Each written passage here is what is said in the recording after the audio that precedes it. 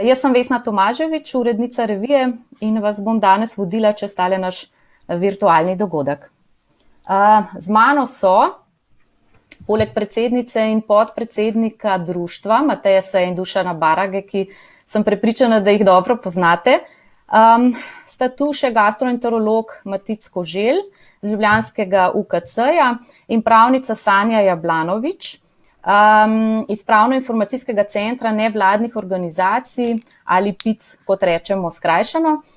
Prepričana sem, da tudi njiju že nekateri dobro poznate, ker sta že gostovala na vaših siceršnjih dogodkih.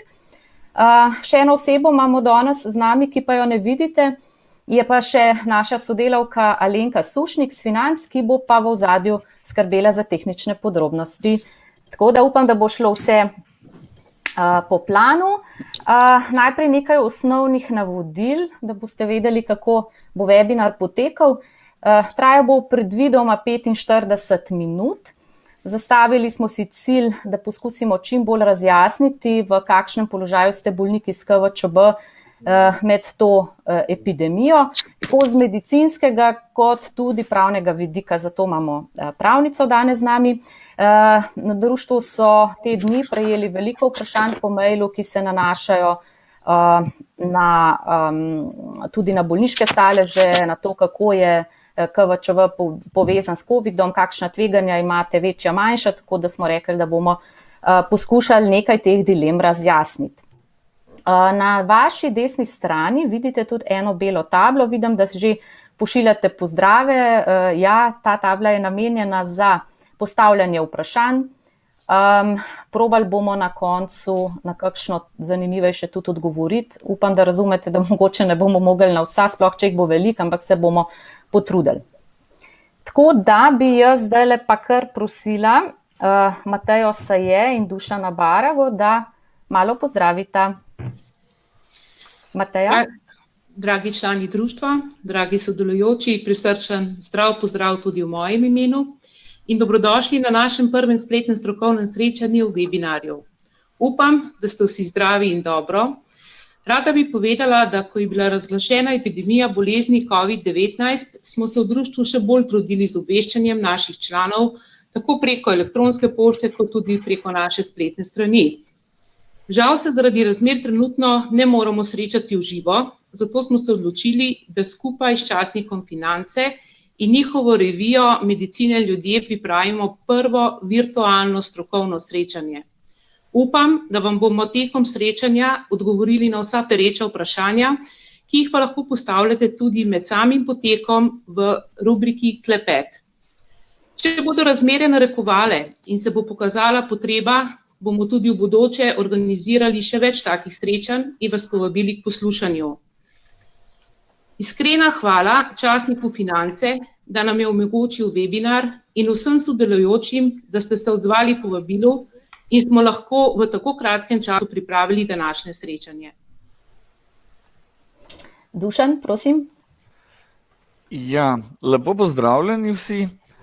Veseli me, da ste se udeležili našega webinarja v tako velikem številu, ker je to prvo tako srečanje, verjetno ne bo šlo vse čisto gladko, ali pa mogoče tudi ja, ker je prvič. No, upam, da boste izvedeli kaj zanimivega oziroma da boste dobili odgovore na vprašanja, ki so se porajala tekom teh nekaj tednov. Mogoče smo že malo pozni, ampak do sedaj v bistvu na veliko vprašanj niti nismo znali odgovoriti.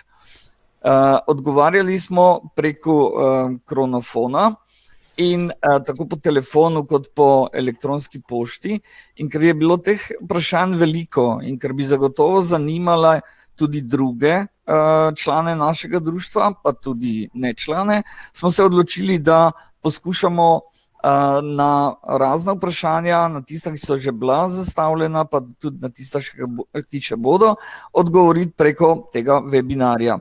Vprašanja so bila dveh tematik. Nekaj je bilo o bolezni, kako COVID-19 vpliva na KVČB in obratno, ali bolniki s KVČB nekako so bolj dojemljivi za virusno infekcijo oziroma na to konkretno virusno infekcijo. Drugi del vprašanj pa se je večina tikal nekih pravnih vprašanj bolniškega staleža, dela od doma, odsotnosti iz dela. Zato smo k sodelovanju povabili tako strokovnjaka gastroenterologa kot strokovnjakinjo iz pravnega področja. Če bodo kakšna vprašanja z področja bolniškega staleža ali pa dela v ambulanti, pa vsekakor sem na voljo tudi sam, da razjasnim kakšno vprašanje. Predajam besedo. Najlepša hvala. Tole so bili uvodni pozdravi. Zdaj pa bi šli kar na ta zaresna vprašanja. Doktor Koželj, bova kar midva začela. Dajva za začetek razjasniti nekaj osnovnih pojmov. Slišali smo že, bilo je povsod objavljeno, tudi prek društva so bolniki s KVČB izvedeli, da se jim priporoča kar agresivna karantena, kot temu rečemo, strogi ukrepi. Kaj to pomeni in zakaj? Ja, lep pozdrav še z moje strani, hvala za povabilo. Zdaj, kar se tiče te epidemije koronavirusa, gre za virusno okužbo, ki se zelo hitro širi po celem svetu, kar lahko pač tako globalno spremljate vsak dan. Poročil, podatkov je v bistvu iz dneva v dnevu več, katera so pravilna, katera so, kaj sploh pač vse skupaj za nas pomeni, v bistvu vsak dan znova sproti odkrivamo. Zdravniki, tako kot pač večina ljudi, če ne veš točno, s čim imaš opravka, pač poskušaš biti skrajno previden in zato pač, dokler ni znanih nekaj več podatkov, pač svetujemo čim bolj strogo izolacijo oziroma karanteno. Kaj to pomeni? To pomeni v bistvu, da večina teh stvari ste vi izvali že zdaj. V dosedanjih letih, sploh bolniki, ki so bili na bioloških zdravilih, to pomeni, da pač v času epidemije, recimo takrat, ko je bila recimo gripa ali pa sezona okužb, da ste se čim bolj pazili, da ste pač pazili na higieno rok, na higieno kašlja, da ste ostajali doma, da niste hodili na neka množična druženja. In v bistvu ta navodila pač ostajajo enaka, tako kot zdaj. Zdaj nekako ta epidemija vstopa v dober drugi mesec. V začetku prvega meseca je bila in po družbenih omrežjih in tako v praksi se je v bistvu razvila ena taka precejšnja panika, in pač ker razumljivo so bili ljudje zelo zaskrbljeni, so iskali take in drugačne načine za to, da kako bi se izognili sploh okužbi z tem virusom. Tako da v sami praksi v bistvu nimamo nekih zelo pametnih podatkov, ne v svetu, ne pri nas, ki bi lahko z zanesljivostjo rekli, da so bolniki s KVČB bistveno bolj ogroženi od ostale populacije. Pač to so naša domneve oziroma naša predvidevanja, ki jih pač iz naših dozdajšnjih izkušenj s temi zdravili, ki jih bolniki prejemajo, pač mi tudi črpamo. Kaj pa bo, a je to res ali to ni res, bomo pa pač videli šele v prihodnosti. O teh zdravilih bova še malo kasneje.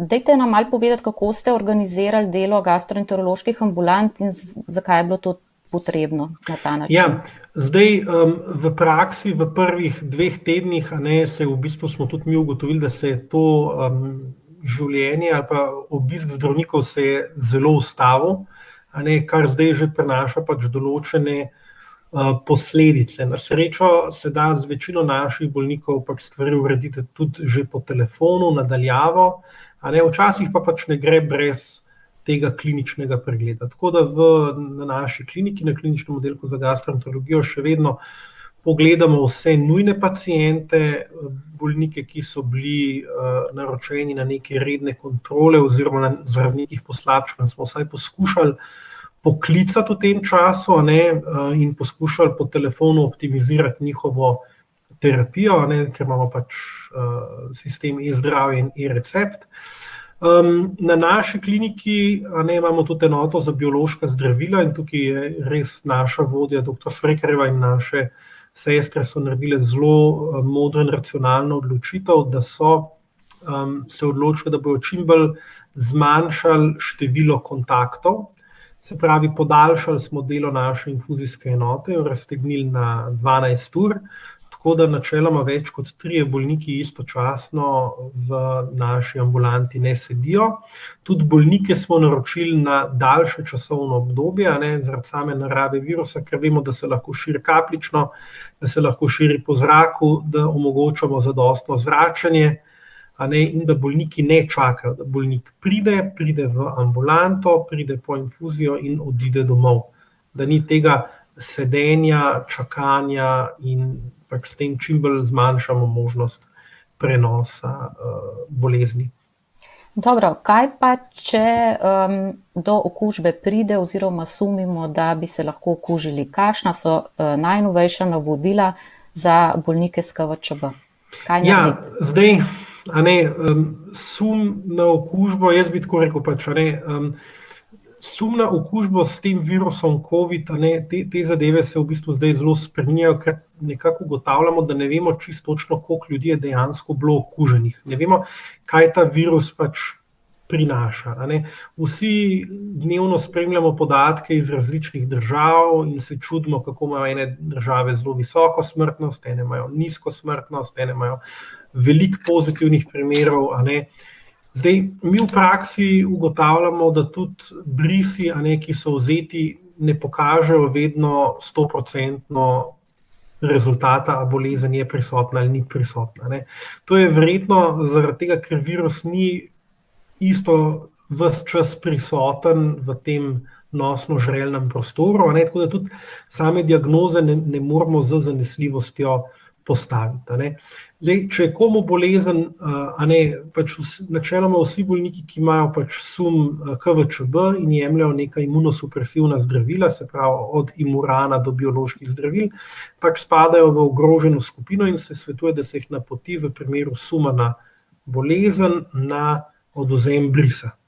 To ne pomeni, da zdaj, če ste se vi, ne vem, da ste zjutraj se zbudili, pa vas je bolela glava, ampak če imate vročino, če imate suh kašelj, če vas duši, tišči v prsih, potem pokličete svojega zdravnika, ki vas potem usmeri na najbližjo točko za odvzem brisa in se potem ravnate po njihovih navodilih. Mi, da bi zdaj avtomatično odsvetovali jemanje kakšnih zdravil, tega ne priporočamo in se tudi v praksi zaenkrat zdaj ni izkazalo, da bi bilo to potrebno, ampak pravih podatkov dejansko nimamo. V primeru, da se vam pa postavi diagnoza oziroma da je klinično močen sum, naredite pa enako, kot ste naredili do zdaj, kontaktirate vašega gastroenterologa, v naši primeru je to naša klinika, kjer potem vas bomo poklicali, povabili na pregled oziroma se bomo zmenili, kako individualno z jemanjem te terapije. Dobro, še nekaj smo izvedeli te dni, da okužba z novim koronavirusom ali pa COVID kot bolezen včasih poteka z nekimi podobnimi znaki, simptomi, kakor KVČB, mogoče kakšna driska zraven. A je tukaj kakšen nasvet, kako to ločati med sabo, kaj bi pravzaprav lahko svetovali? Ne, v bistvu prav enega pametnega, dokončnega nasveta je v bistvu ga nemogoče dati, zato ker se pravi, ti podatki so iz dneva v dan, vsak vidi, bom rekel, mogoče en svoj del, in ne moramo z zanesljivostjo reči. Če je sum, da je prisotno poslabšanje bolezni, se kontaktira vašega gastroenterologa in se potem skupaj naredi kakšen bo potem plan obravnave naprej. Ampak, tako kot sem rekel, večina bolnikov pozna te svoje zagone, kako potekajo, in nekako tudi loči med, ne vem, bom rekel, med nekim zagonom z neko krvjo, pa sluzjo, pa ne vem, nekimi bolečinami v trebuhu, pa z neko hudo drisko, ki se zdaj kar naenkrat pojavlja, pa so, ne vem, imeli še drugi člani v družinskem okolju. Dobro. Najlepša hvala za enkrat. Se bova vrnila k tem medicinskim dejstvom še malo kasneje. Zdaj bi pa povabila k besedi gospo Jablanovič.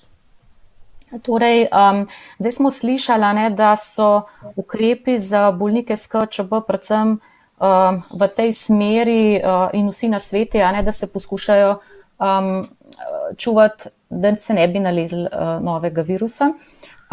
Predvsem te higienske ukrepe in vse, kar pa še zraven, stroga samoizolacija in tako naprej. Mnogi med njimi pa hodijo seveda v službo in zdaj imamo tukaj različne situacije. Povejte nam, ali imajo ti ljudje pravno kakšno možnost zahtevati oziroma pričakovati bolniški stalež? Pozdravljeni vsi skupaj.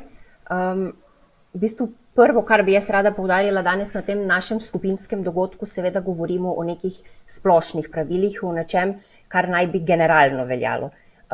Še vedno pa se mi zdi, da velja sploh v pravu, je hudič v podrobnostih. Zato bi vsem tistim, ki imajo neke specifične težave, vseeno svetovala, da kljub temu, da bomo zdaj marsikako informacijo zvedeli tekom tega seminarja danes, da v primeru nekih težav, da se posvetujejo posebej. Zaradi tega, ker vsak primer je drugačen, vsak primer ima neke specifične elemente in se mi zdi, da mogoče nekaj, kar velja za nekoga, ne bi veljalo za nekoga drugega. Tako da vedno, da se izognemo nekim negativnim posledicam ali pa da se čim bolje zavarujejo pravice, je vedno, kadar so osebe v dvomu, se je smiselno posvetovati. Zdaj, kar se bolniške tiče, tako, prvo, kar moramo poudariti, je, da v bistvu bolniški stalež po svoji definiciji pomeni začasno nezmožnost za delo. Se pravi, presoja nekega zdravstvenega stanja v luči delovnih obremenitev konkretnega delavca za konkretno delo. Se pravi, da žal zgolj dejstvo, da obstaja neka kronična bolezen, še ne pomeni, da je to podlaga za odprtje bolniškega staleža.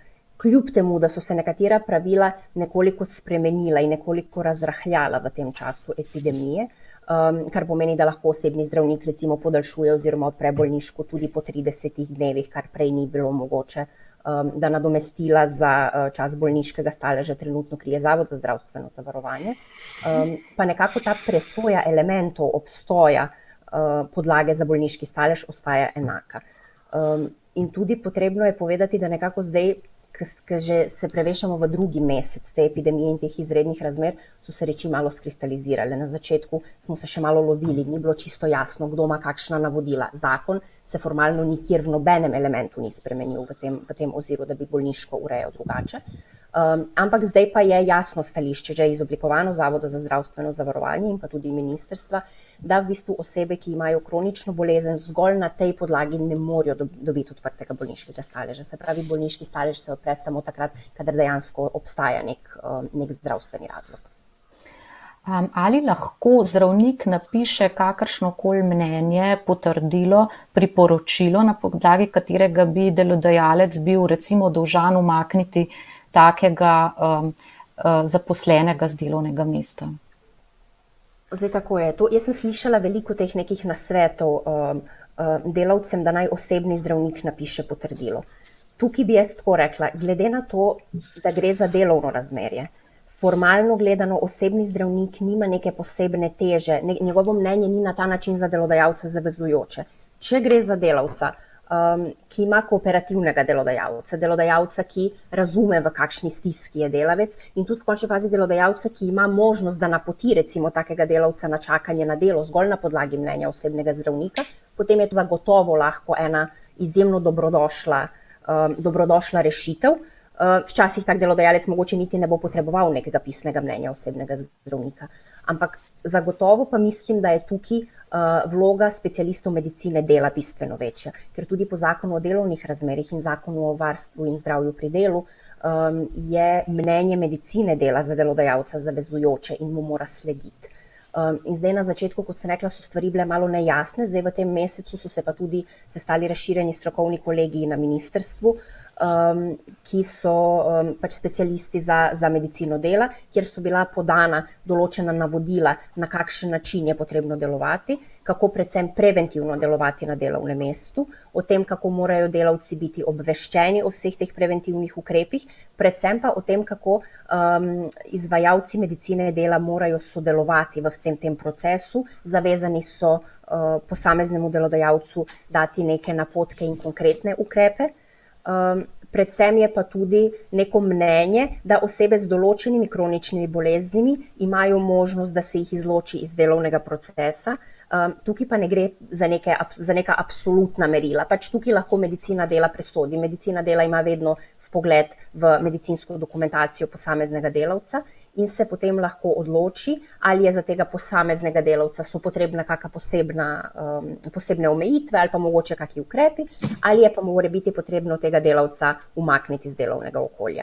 In tudi možnost ima delavec, da v primeru, če se delodajalec ali pa v končni fazi tudi specialist medicine dela ne držijo teh navodil oziroma ne želijo sodelovati, da se obvesti inšpektorat za delo. Ker v teh primerih je vseeno potrebno neko hitro delovanje. Mi nimamo časa za neke opomine, pa za čakanje, pa za tožbe, ampak je pač potrebno delovati čim prej, da se pač zavaruje življenje in pa zdravje delavcev. Dobro, ampak verjetno tudi vi svetujete, da je poskus dogovoriti se za eno izmed varnih oblik dela, če se pač ne gre drugače, a ne? Verjetno najbolj smiselno. Obstaja delo na domu. Absolutno, to je najprej.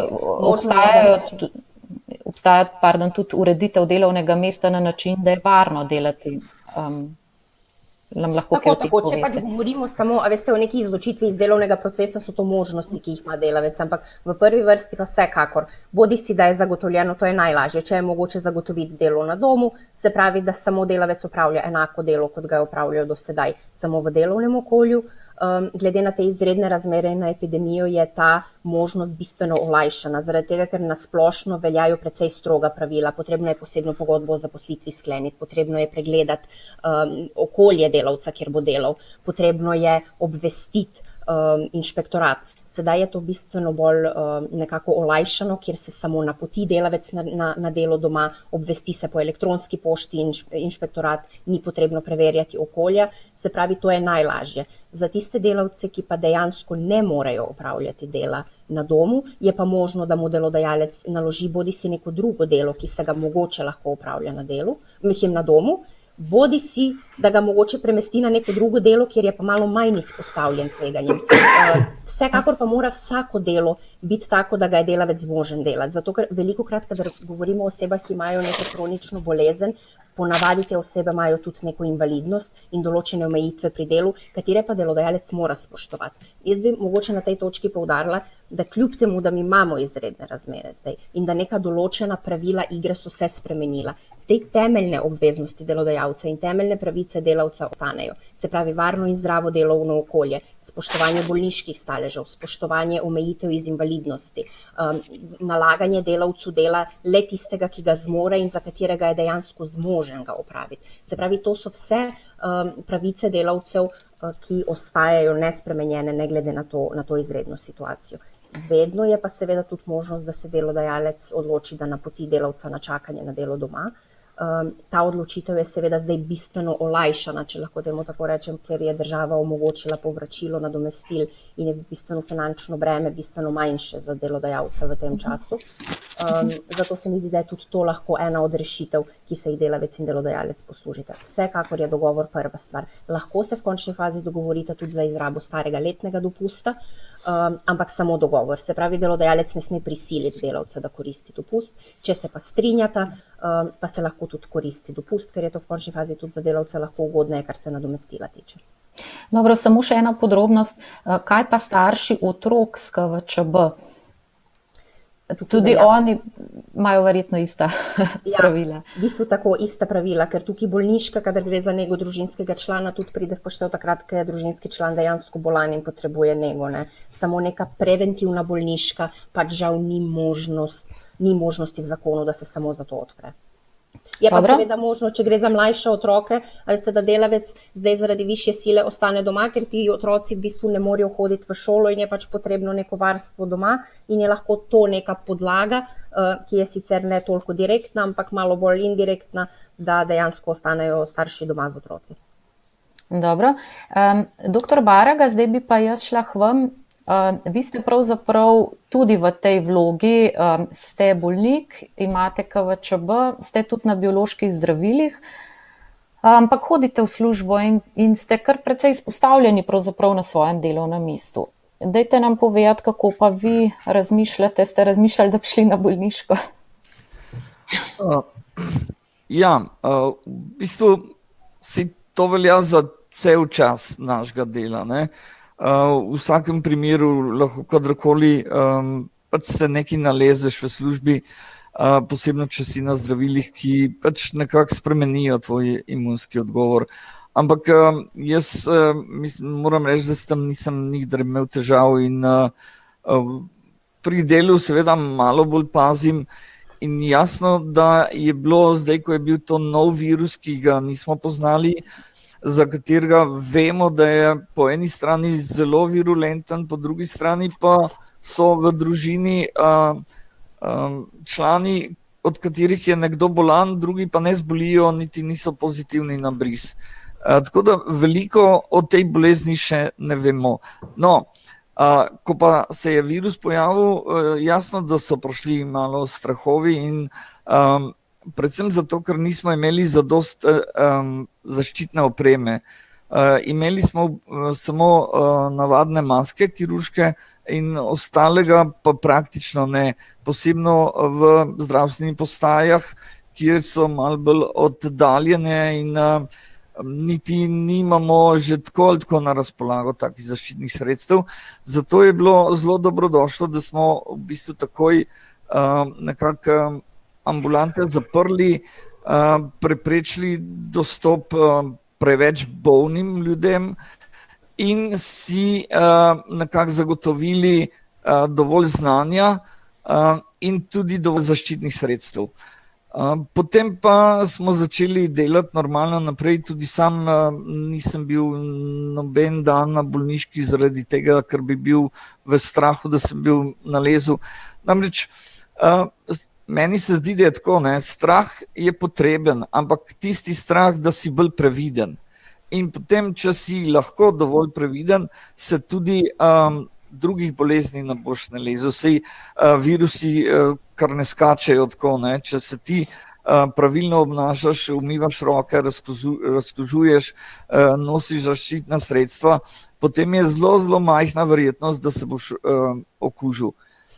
Verjetnost, da se boš okužil, je tam, kjer pač ali si preveč korajžen, ali pa se ti zdi stvar nepotrebna, oziroma da se po nepotrebnem vzbuja neka pretirana zaskrbljenost.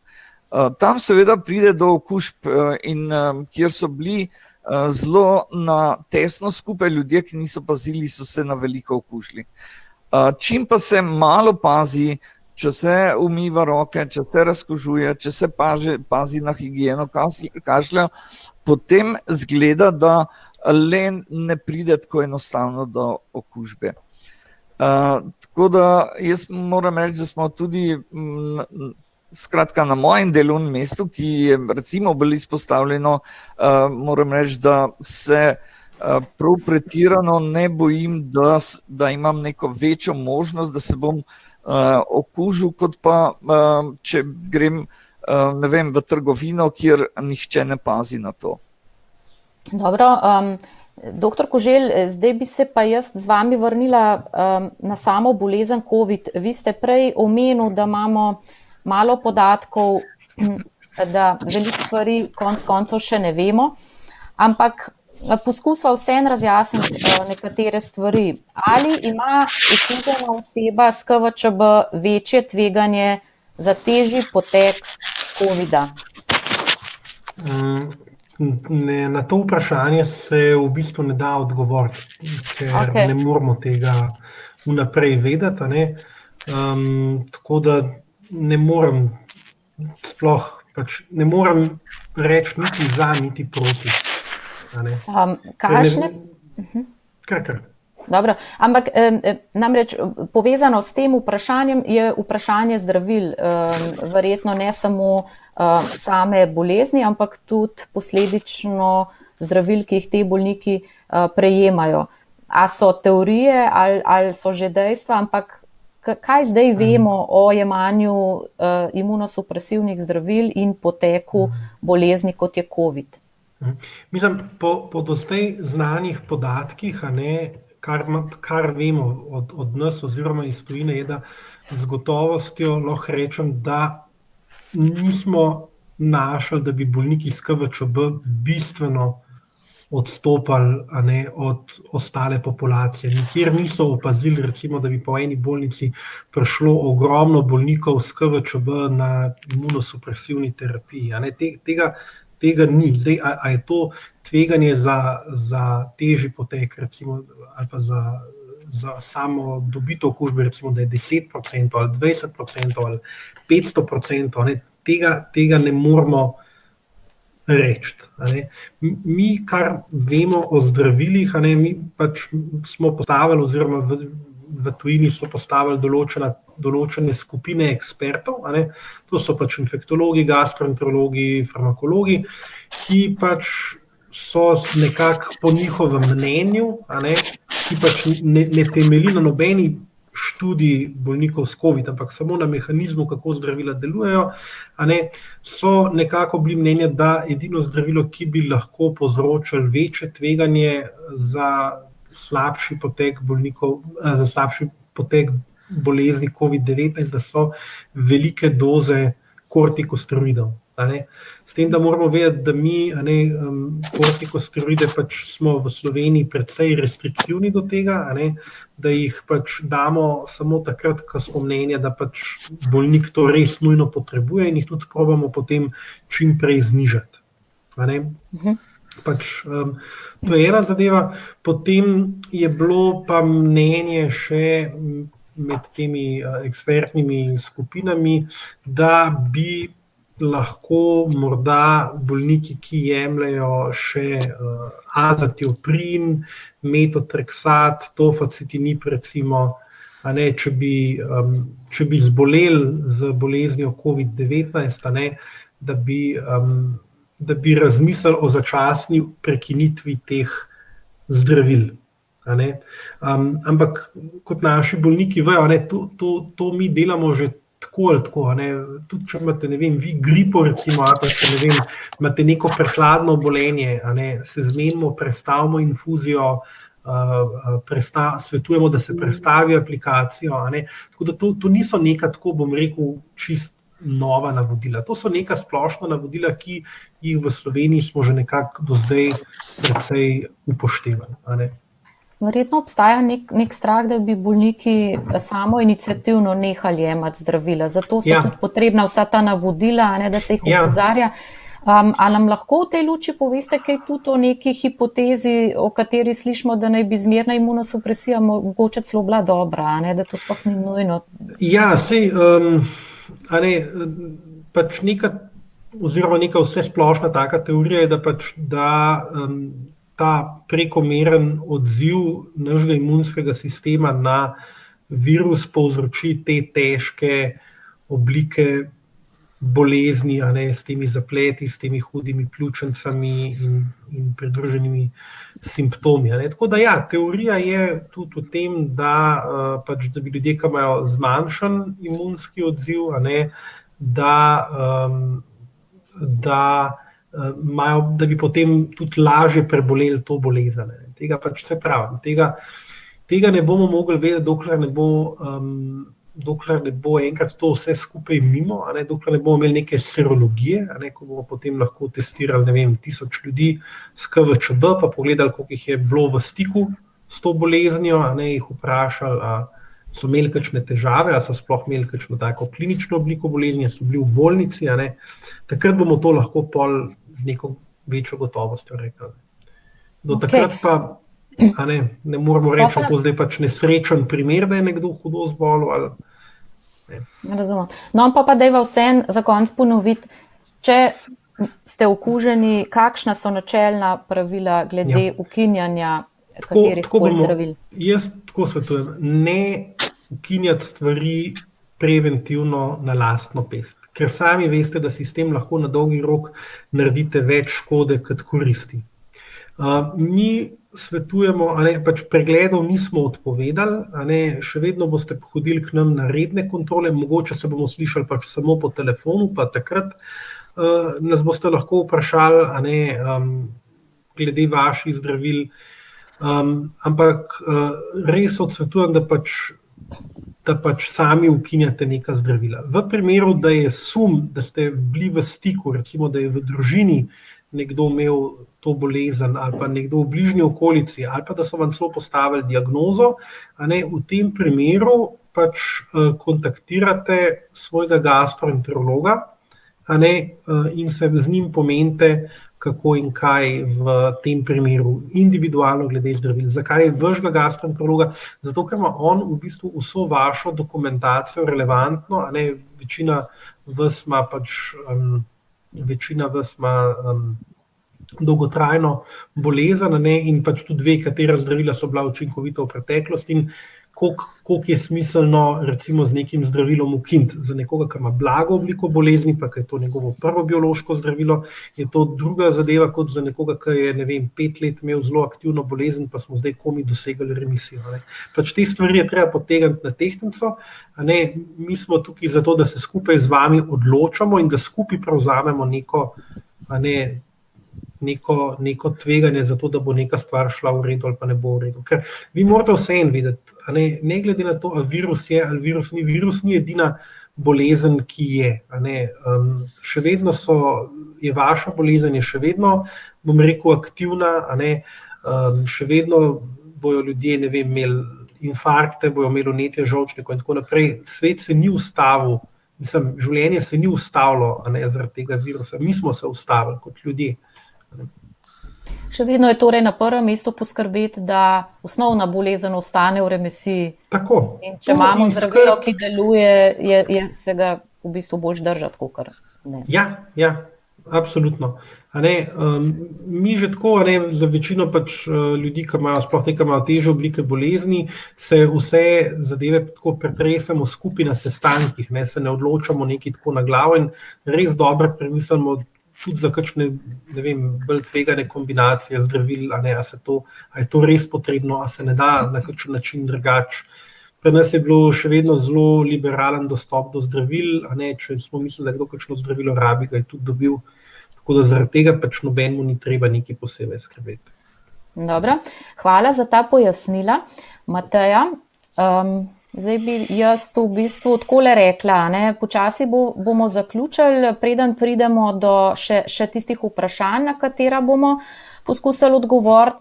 Danes smo večkrat slišali besedo stres, to vse, kar se dogaja te dni oziroma ta mesec, je stresno pač v vseh možnih pogledih, V društvu ste v stalnih kontaktih s člani, povejte nam malo, kako odzvanja epidemija med njimi, kakšen je vaš občutek?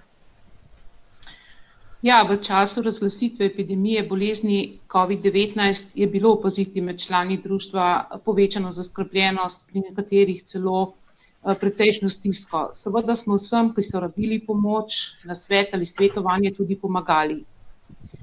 Je pa seveda res, da v tej situaciji, ko je razglašena epidemija, je najmanj zaželeno to, da mi, ki imamo KVČB, pripeljemo vso stvar do tega, da pride do zagona bolezni. Zato se moramo res vse sile upreti v to, da ostanemo zdravi, da smo nekako v remisiji, se pomirimo in poskrbimo zase. Seveda pa še vedno lahko vsak, ki se znajde v stiski, in ko mu ne gre najbolje, piše na društvo oziroma na vodstvo društva, kjer se bomo seveda potrudili poiskati rešitev.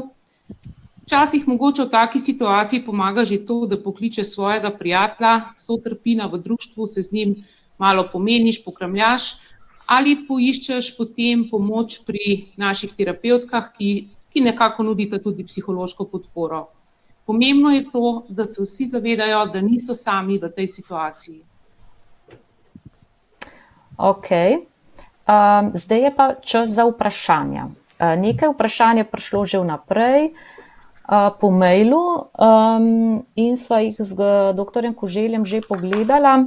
Jaz bi kar začela, dr. Koželj, s tem vprašanjem, ki se tiče 4 mesece starega dojenčka, ki ga mama doji, prejema pa mama Imuran. Ali se priporoča cepljenje po programu v teh okoliščinah, sprašuje mama, ker ima dojenček število segmentiranih nevtrofilcev znižano. Vi ste se pozanimali pri kolegih pediatrih, v bistvu kaj so rekli? To je dvojno vprašanje. Ne? Cepljenje ni priporočljivo tudi v normalnih okoliščinah. V tem primeru. Treba se pa zdaj vprašati, zakaj ima otrok tako pomanjkanje nevtrofilnih belih krvnih celic. Ena možnost je, da gre za neko, lahko je to napaka v laboratoriju in bo drug test pokazal nekaj drugega, lahko gre za neko motnjo v delovanju krvnih celic pri otroku, lahko je pa to posledica jemanja Imurana pri mami. Tako da jaz bi tako svetoval, da tukaj sta dve možnosti. Ena možnost je, da se obrnete na svojega gastroenterologa, poveste, kakšna je situacija, in da se vam namesto Imurana uvede druga biološka zdravila, s tem, da morate vedeti, da se Imuran izplavlja dalj časa. Tako da če boste otroka dojili s tem mlekom, bo še nekaj časa prejemal mleko, v katerem je lahko tudi Imuran, če je to res ta razlog. Druga opcija je, da otroka namesto s svojim mlekom dojite z adaptiranim mlekom, a ne z mlečnimi formulami, in če bo v tem primeru porasel število belih krvnih celic, potem je to zaradi tega, ker ste jemali Imuran. V vsakem primeru pa znižani nevtrofilci trenutno je cepljenje ni indicirano in ga je dobro preložiti. Dobro, hvala lepa. Še ena gospa nam je pisala, kako je z bolniki, ki se za Crohnovo bolezen zdravimo z biološkimi zdravili, omenja zdravilo Stelara v kombinaciji z metotrexatom. Ja, zdaj to je spet težko reči. Načeloma bolniki, ki prejemajo kombinacije različnih zdravil,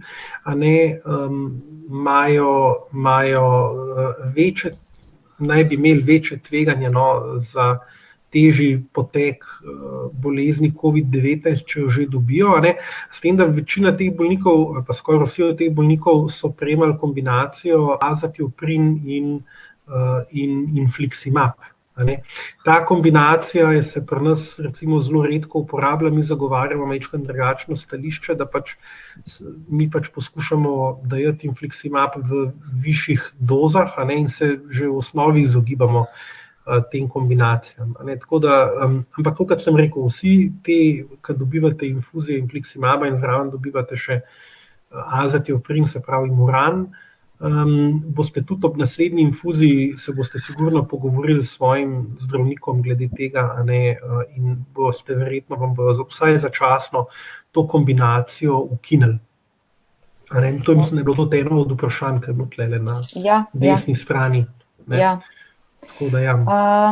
Med vprašanji, ki so prišla, ali je znano, kako je pri nas ali iz drugih držav nekdo prebolel COVID, pri tem, da je bolnik s KVČB, vi ste omenili, da pri nas nimamo bolnika? Jaz poznam samo eno bolnico in še to poznam z Facebooka in kakor vem, je bila v redu.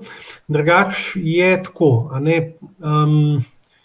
tudi mi, ko bo tega konc, bomo preverjali pri naših pacientih, kako je bilo, ampak tako, kot sem rekel, če mi ne vemo, koliko ljudi je sploh prekuženih, so te podatki popolnoma nerelevantni. Zaenkrat, da bi pri nas imeli kakšne bolnike, ki so imeli nek slabši izhod ali pa sploh zboleli, se pravi, jaz poznam samo eno gospo, še to prek Facebooka. Drugače na internetu je prav spletna banka podatkov, Secure IBD. To si lahko tudi bolniki sami poiščejo pa pogledajo, ampak kot sem rekel, interpretacija teh podatkov je zelo vprašljiva. To ni neka baza, kamor bi zdravniki morali pošiljati svoje podatke, lahko da pač pošiljajo samo tiste bolnike, ki so imeli slabši izhod, ne vemo. Tako da bi nekaj na tem lahko zanesljivostjo rekel, ne morem reči.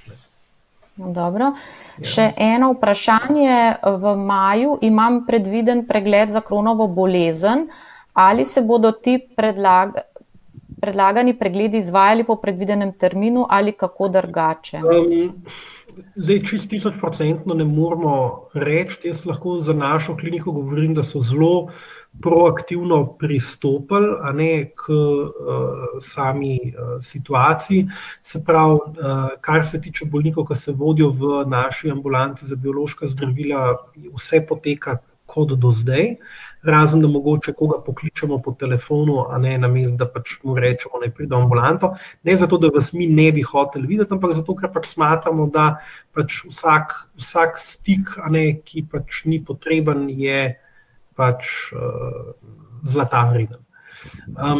Tako da to je ena zadeva. Zdaj, kar se tiče rednih ambulant, mi smo večino bolnikov z napotnico zelo hitro smo že pogledali, deluje naša triažna ambulanta za nujne primere, zdravnike pač opogumljamo k temu, da tudi če ne vejo, da naj nas pokličajo. Veliko klicev zdaj dobivamo z primarnega nivoja, ki nas sprašujejo, kaj naj naredim, kako naj naredim. Ampak te stvari se zdaj počasi nekako normalizirajo. Tudi zdravniki v ambulantah vedno več bolnikov gledajo. Ampak se pravim, kaj bo v prihodnosti, jaz vam za 2 dni naprej ne znam povedati. Spreminjajo se stvari. No, to isto našo gledalko v bistvu zanima tudi, pravi, da jih bo zmanjkalo ravno maja tudi zdravil in ali jih lahko predpiše osebni zdravnik. Ne, načeloma jih ne predpisuje osebni zdravnik, ampak jih predpisuje pač gastroenterolog. Se pravi, mi smo v službi, mi še vedno delamo. Mi imamo ogromna dela s tem, da vas pač pokličemo, da se z vami pogovorimo po telefonu. Za nas je veliko bolj enostavno pa učinkovito, če ljudje samo hodijo noter pa ven.